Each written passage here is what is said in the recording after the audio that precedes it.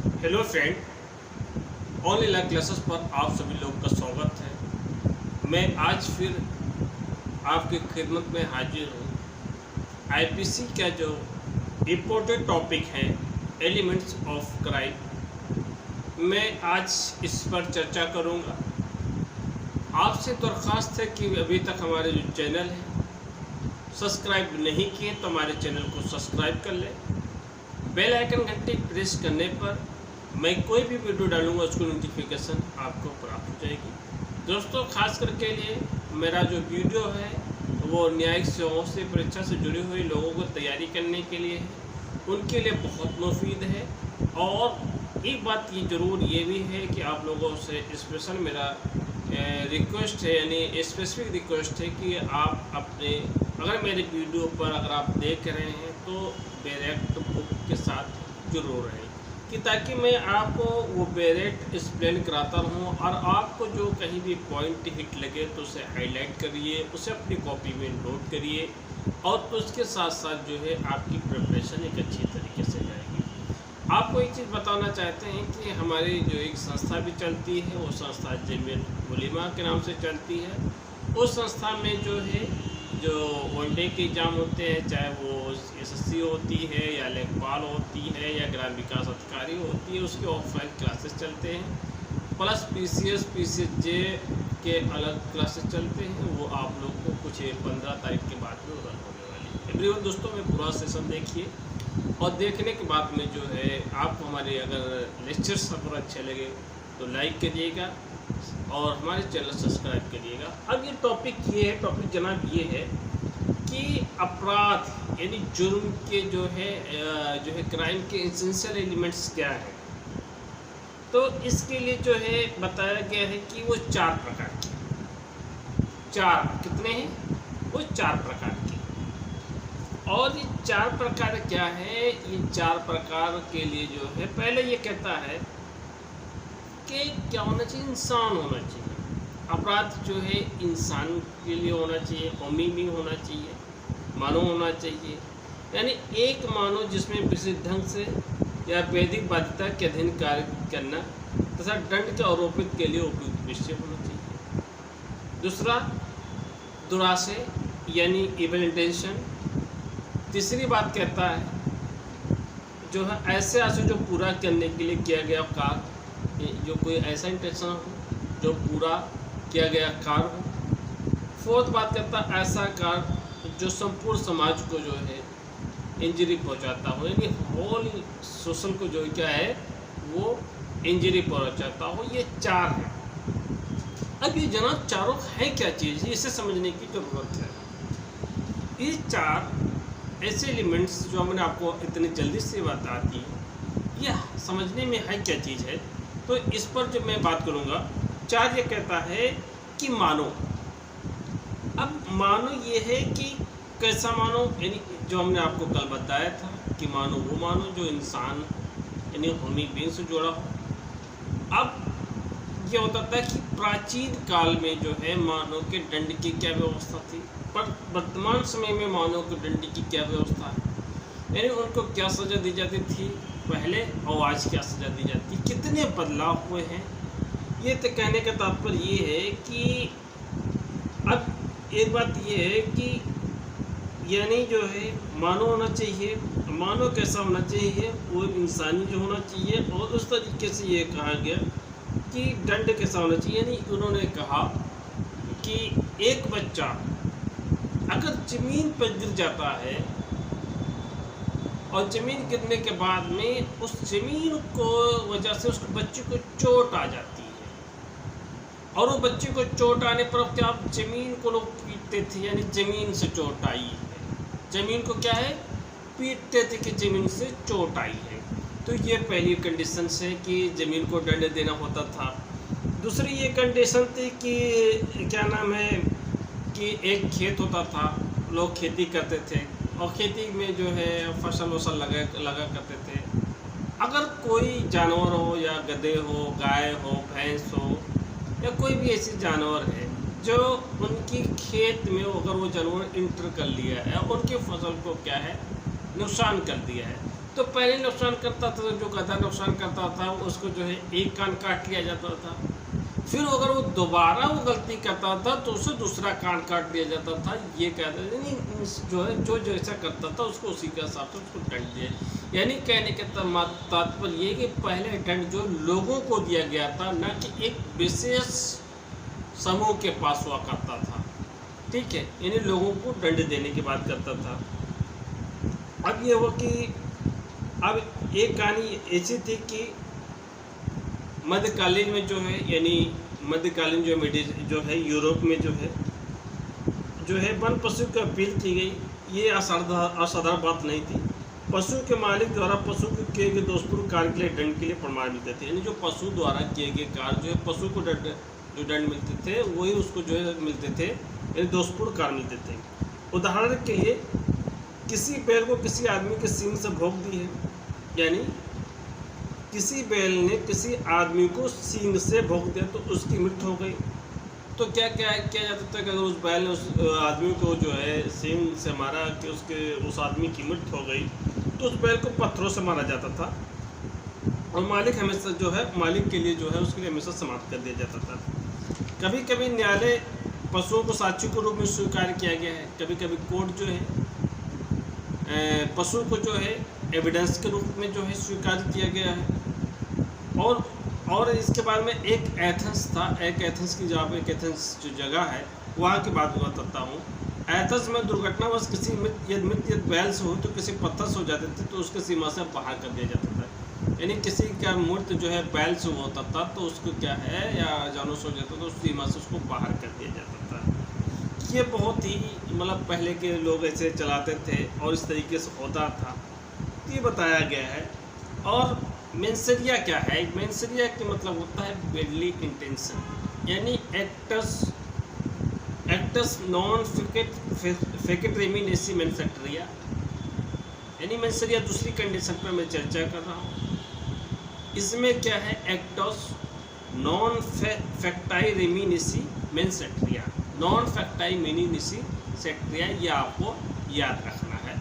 इसमें यह हुआ था कि मात्र कार्य किसी को अपराधी नहीं बनाता है, मात्र जो एक्ट ओनली जो एक्ट करता है उस एक्ट कहते हैं उससे क्या है अपराधी नहीं बनाता है।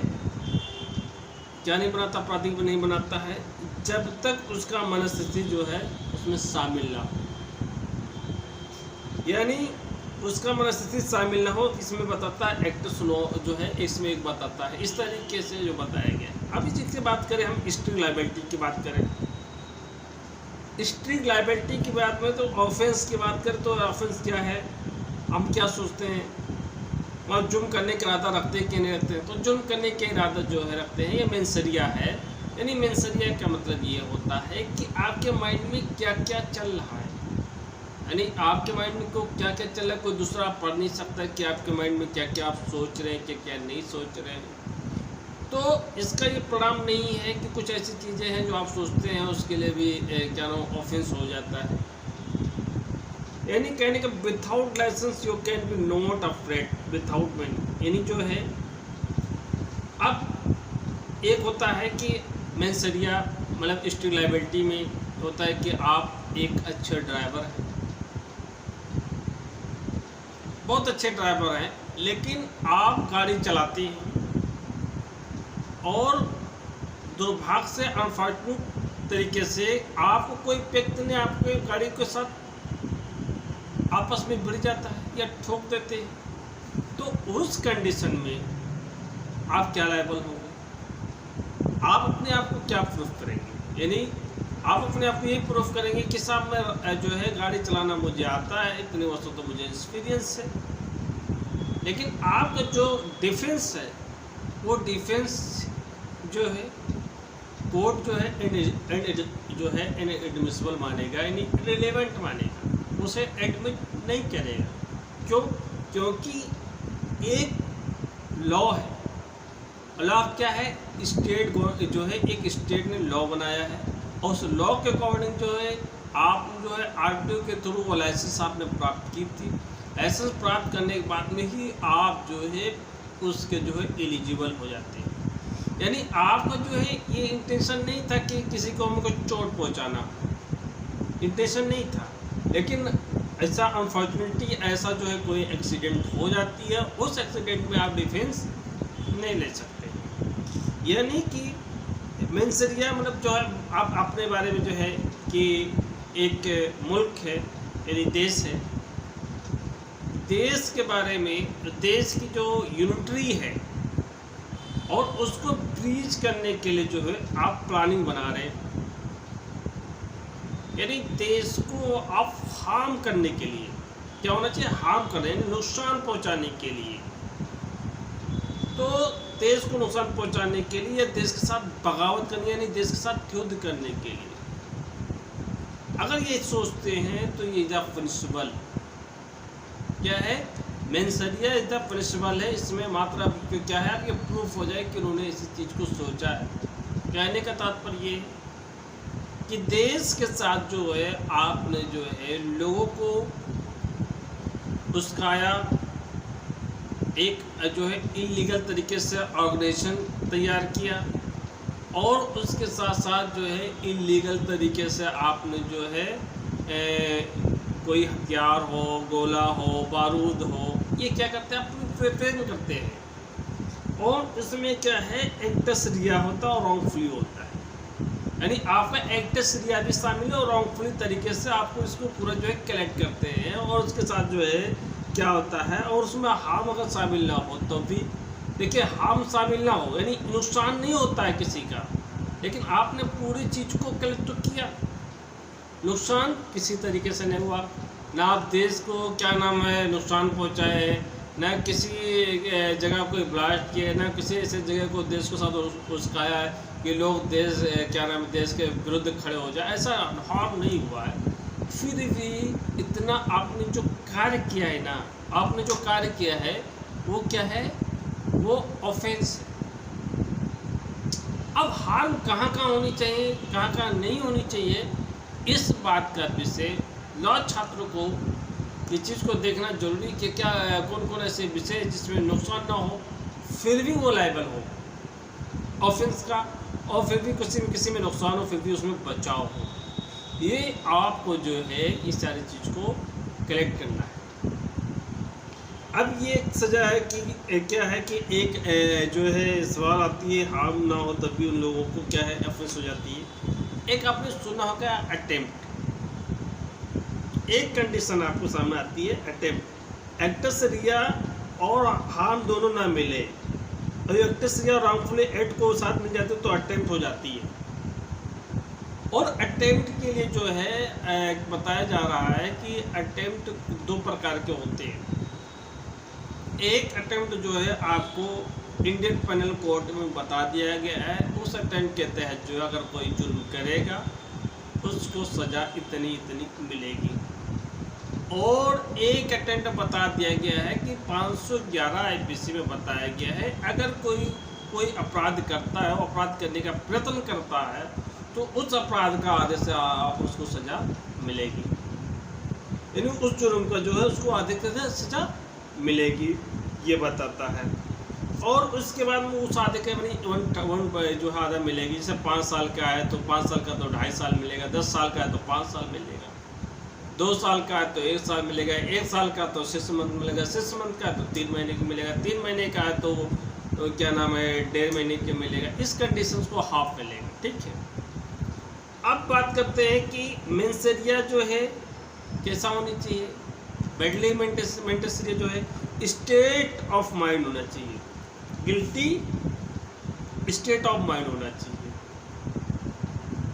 अब इसमें क्या है कि देखिए, आपको एक तरीके से ए है और बी के ऊपर आप क्या है गोली चलाने का इंटेंशन आप करते हैं, यानी मेंसरिया आपके अंदर है कि बी को जान मारेंगे। आप बी को जान मारने के सिवा जो है आपने क्या क्या, बंदूक ली, बंदूक में गोली भरी, और गोली भरने के बाद में क्या है आपने बंदूक सीधे तैयार किया, ट्रिगर तैयार किया। अनफॉर्चुनेटली वो गोली लगी नहीं, वो गोली लगेगी, यानी जान लेने का आपने क्या है उसे प्रयत्न किया, यानी हत्या की आपने कोशिश की। अगर वो गोली लग जाती और दिन से लगने के बाद निकल जाती बंदूक से और उसकी मृत्यु हो जाती तो यानी आपने हत्या की दोष, आपने हत्या कर दी। उसी के तरीके से एक आता है कि जो है गिल्टी स्टेट ऑफ माइंड में जो है 3 चीज और भी शामिल है। एक नॉलेज है, नॉलेज में क्या है कि नॉलेज ऑफ ओमिशन, यानी आपको नॉलेज है।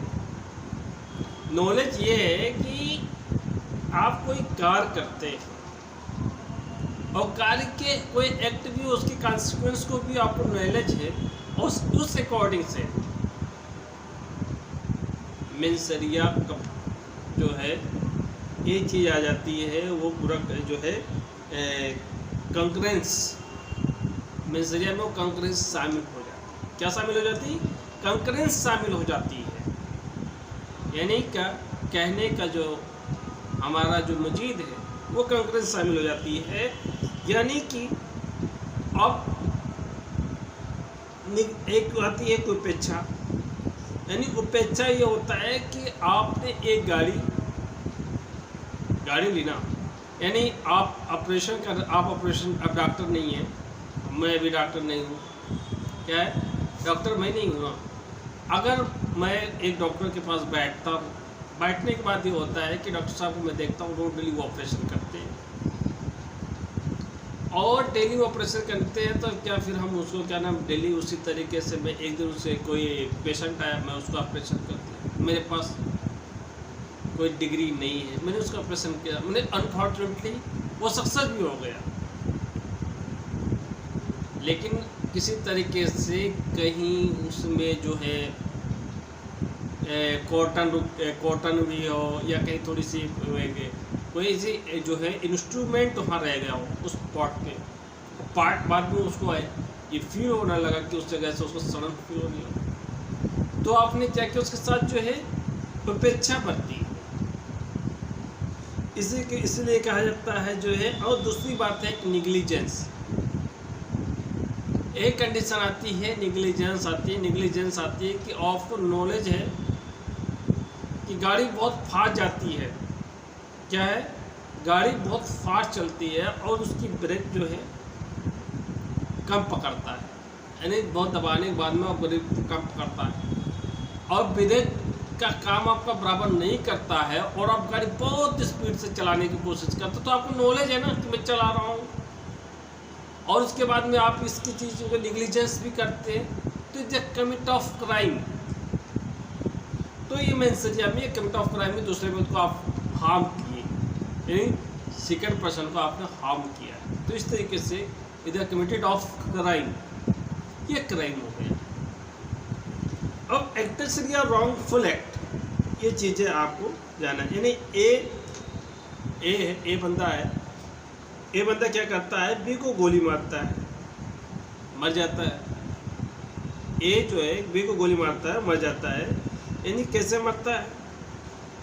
ए जो है बी को गोली मारने का क्या करता है, प्रयत्न करता है और वो कार से जाता है अपनी पिस्तल XYZ को बचाने के लिए, कार से जाता है, XYZ जो है बीच में आ जाता है और गोली चला देता है। गोली चलाने के बाद में क्या है जो XYZ के सिवा न लग के वो बी को लग गई।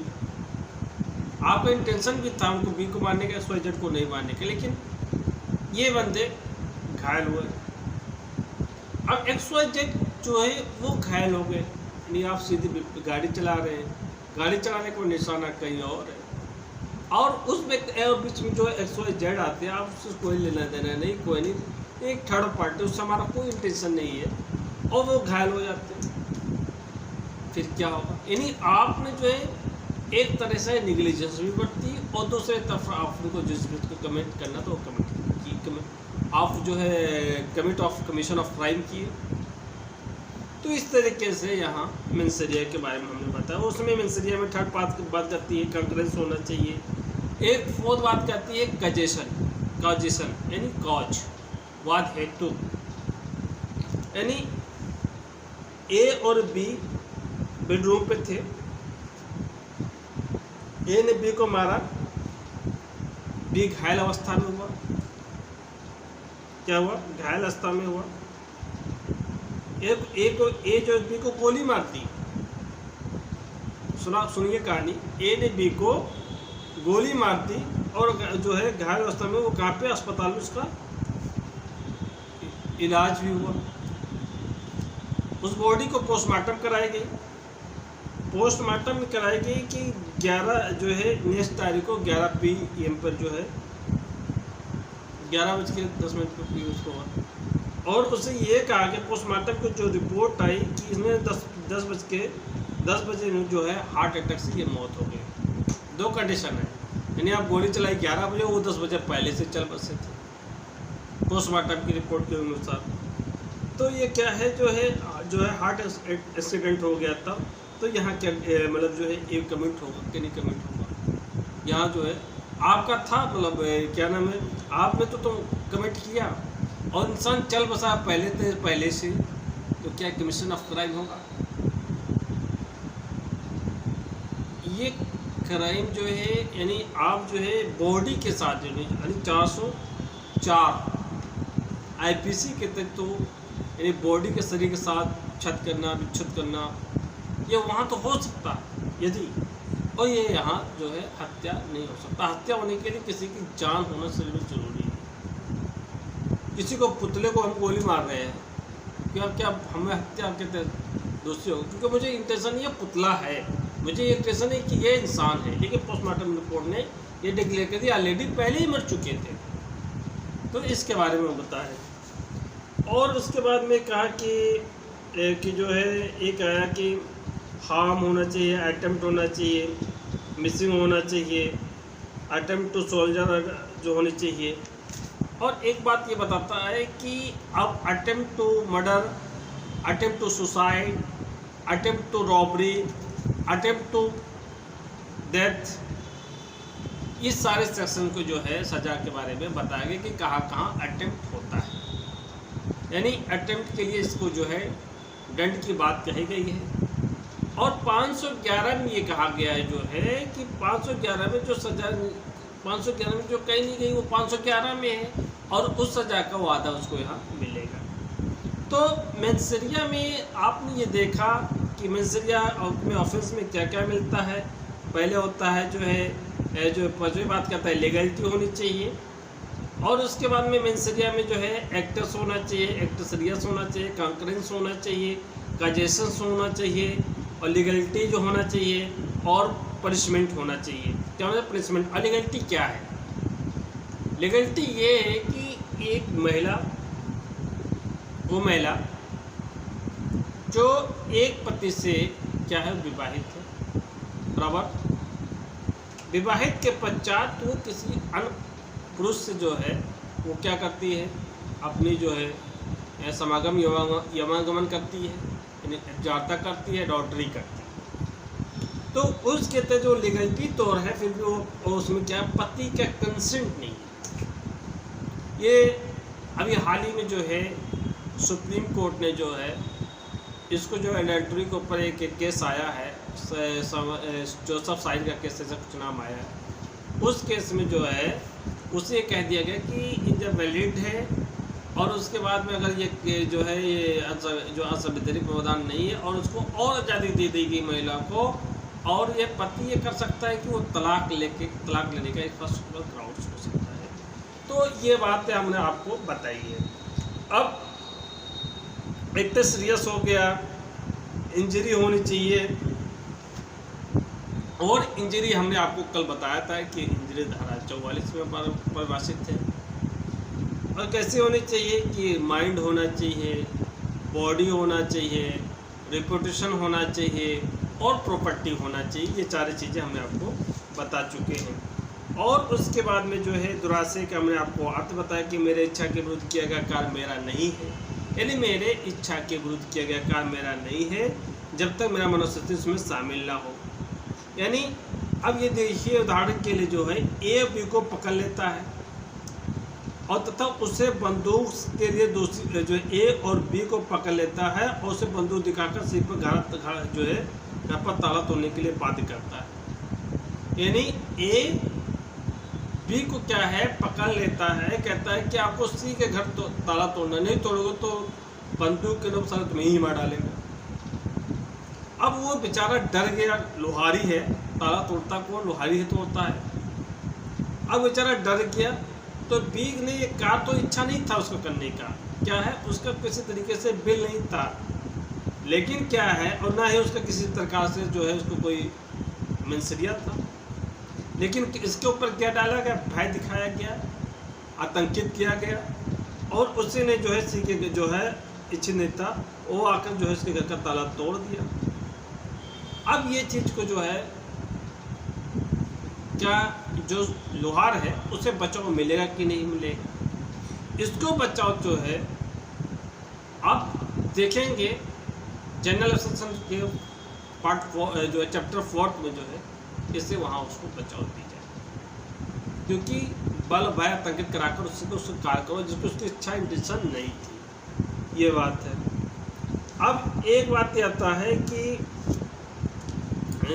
जो ये जो है हमने आपको बता दिया है, अब मैं कल जो है बताऊंगा ओरिजिन एंड डेवलपमेंट मेंसरिया, और उसके बाद में मैं बताऊंगा इसके साथ जो है कि मेंसरिया में कौन कौन से केस लॉ हैं, उस केस लॉ के जो कितने कितने केस लॉ इस पर अलग अलग डिफाइन किए गए हैं, मैं उस केस लॉ पर चर्चा करूंगा। दोस्तों मैं आज आप लोगों से यहीं से इजाज़त चाहता हूं, मेरे साथ बने रहें और नेक्स्ट कल वीडियो लेकर मिलूंगा, इस पर केस लॉ पर चर्चा करूंगा, फिर डिटेल स्टेट लायबिलिटी और रिप्रेजेंटेटिव लायबिलिटी उस पर भी, प्रतिनिधि दायित्व पर भी चर्चा करूंगा। तो ये सारी चीज़ अभी तक हमारे साथ बने रहे। हमारे जो है लीगल चैनल यानी ऑनलाइन क्लासेस पर अभी तक सब्सक्राइब नहीं किए तो हमारे चैनल को सब्सक्राइब कर लें। थैंक यू, अल्लाह हाफिज़, जय हिंद।